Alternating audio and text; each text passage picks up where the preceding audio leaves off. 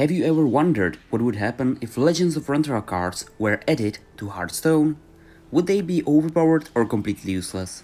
I tried to make the cards as similar as possible without changing them too much, but also making sure that Hearthstone players could understand them.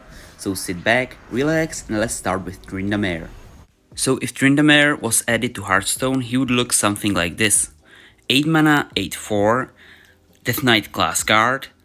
Excess damage hits the enemy hero. Death Rattle level up. Basically, level up in Legends of Runeterra means that after you meet a certain condition, it's something like a quest, but for a minion, he will level up, meaning that he will upgrade. So if he dies, he levels up. This is his quest to die.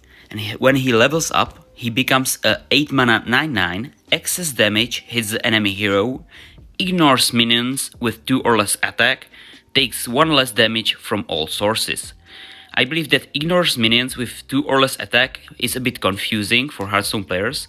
It basically means, in Hearthstone rules, that if there is a minion, an enemy minion with 2 or less attack and it has taunted, Tryndamere ignores it, meaning that he can immediately attack the enemy hero. So Tryndamere is definitely a great card, and it would be, I think, very strong card, and maybe he would be played in every single Death Knight deck, because this is so much value from an 8 cost card, and you get so much value from it.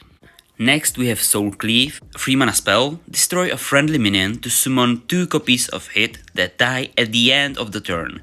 This card is very similar to Shallow Grave, trigger a friendly minion's death rattle, then destroy it.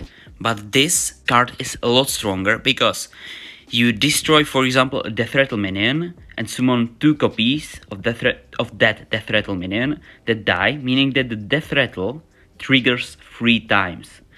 But it also has a great benefit that if you kill, for example, a 5/5 minion, your 5/5 minion that can attack, you kill it, you summon 2 5/5 minions that can also attack, meaning that you will deal 10 damage to the enemy hero instead of dealing 5 damage.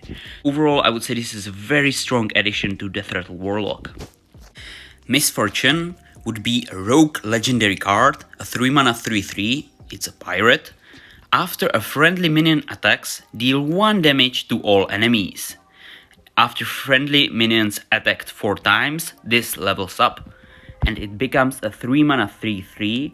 After a friendly minion attacks, deal 1 damage to all enemies 3 times. You play this, and Rogue has great rush minions, meaning that when any minion, including this, attacks, it deals 1 damage to all enemies. I would say this is an overpowered card, and Rogue would abuse it. But tell me in the comments if you agree with me that this is a super overpowered card. Next we have Darius. It would be a 6 mana 6/6 for warrior. Excess damage hits the enemy hero. Level up when the enemy hero has half health. Which means that it can level up in hand, so when you play it, it can be a 6 mana 10/7, excess damage hits the enemy hero. And you might say, well, this is a very strong card for 6 mana, a 10/7. Yeah, I would agree with you, but what about Mr. Mokla? This is 6 mana 10/10 with rush that will fill your opponent's hand with bananas, meaning that they lose the next card that they draw. So I don't need to explain that Darius would not help warrior, sadly. So warrior still would be weak pass. Next we have Bard, and this card has so much text, so I needed to make it a lot simpler. It would be a 4 mana 2/5 neutral minion. Start of game, each turn, shuffle a chime into your deck.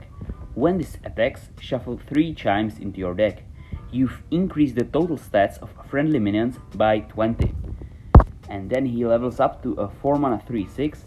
When you activate a chime, grant +1/+1 to a random ally on board. In other words, to a random friendly minion on board. When this attacks, shuffle 6 chimes into your deck. And what is a chime? A chime is a 0 mana legendary spell, cast when drawn, give a minion in your hand +1/+1. So, the main idea why I think every control deck and most other decks would have this card in deck is that even if this dies, each turn you shuffle a chime into your deck, meaning that you get for free like this spell which gives you +1/+1 to minion in your hand. So this would be a great card to have in your deck, because you need to do absolutely nothing to get your minions in hand buffed. Next we have Teemo, and this would be a warrior card for one particular reason. It would be a 1 mana 1/1 minion, permanently stealth. Like, the reason why it has permanently stealth in Legends of Runeterra, there's a keyword which means that enemy minions can attack this minion if they have also that keyword. And in Hearthstone there's nothing that exists like this, so I believe it would be either just stealth or permanently stealthed. And when this attacks, shuffle a bomb into your opponent's deck. You shuffled bombs this game, meaning that it can upgrade also in hand, and it becomes a 1 mana 2/2, permanently stealthed. When this attacks, double the amount of bombs in your opponent's deck. And a bomb is a 5 mana cast. When drawn, you take 5 damage. I believe this would save warrior, but sadly in standard there are no cards that shuffle bombs in your opponent's deck. Like in wild and duels this card is very strong, but in standard it's just a bit weak. Next we have the Undying, and this would be a 3 mana 2/2, a warlock minion. It would be a demon. Death Rattle. At the end of the turn, resummon me with +1/+1.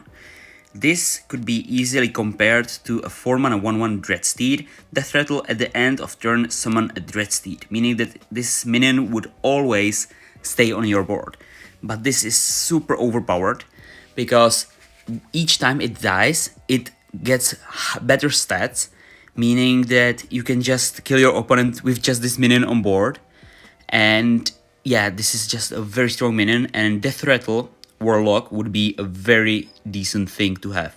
Next we have Soothsayer, which would be a 2 mana 1/4 neutral minion. Battle Cry. Give your minions, can be targeted by spells or hero power. This is like an old version of Anti-Magic Shell. Give your minions +2/+2 and can't be targeted by spells or hero power. But I believe that from all the cards that I reviewed in this video, this one would be the most balanced card, because it wouldn't be overpowered and also it wouldn't be useless. You could play this card when you have, I don't know, like few minions on board, and your enemy, if they would be for example mage, they would have hard time to taking care of those minions. So I believe that this is the most balanced card that I have reviewed yet. Next we have Greenfang Warden, which would be a 3 mana 2/2, Divine Shield, Wind Fury. Simple, but is it good? Well, there is a 4 mana 3/3 Brass Elemental with Rush, Divine Shield, Taunt and Wind Fury, and is an elemental. I would believe that this would be a bit weak card to have, because Brass Elemental is a lot better, and I have never seen this minion like when I was playing against the Shaman to play this. So I believe that there is a problem also with this card. That's why I think Greenfang Warden would be a very weak card. Last but not least, we have Unyielding Spirit, which would be an 8 mana spell for Paladin. Give a friendly minion immune. Yes, you heard right, immune for the rest of the game. And this could be something like the Jailer, which is 10 mana 10/10, Battle Cry, destroy your deck. For the rest of the game, your minions are immune. I believe that you might be thinking that this is a very overpowered card, because he could somehow cheat it out, and so on. But if you think about it, if you play against, for example, I don't know, Death Knight, he has a lot of removal, like destroy the highest attack enemy, or deal 3 damage to your hero and destroy a enemy minion. So I believe this would be a balanced card. Maybe it will see a lot of play, for example in an OTK deck or something like this, but overall I think this is just a bit weak card to have, because for 8 mana you in theory do nothing, you just give your minion immune, and you also need to have a high stat minion on board, because unless it's like if it would be like a 2/2 minion which you give immune, that is a very bad thing to do. So these were 10 Legends of Runeterra cards which would be added to Hearthstone, and I would like to know your opinion in the comment section if any cards I said were too good and they are not so good, or opposite. And if you would like to vote on these cards in my Discord server, I will leave it in the description, so definitely check it out. And you can also recommend your custom cards, which I could review in the future video. Thanks for watching and stay tuned, my friends.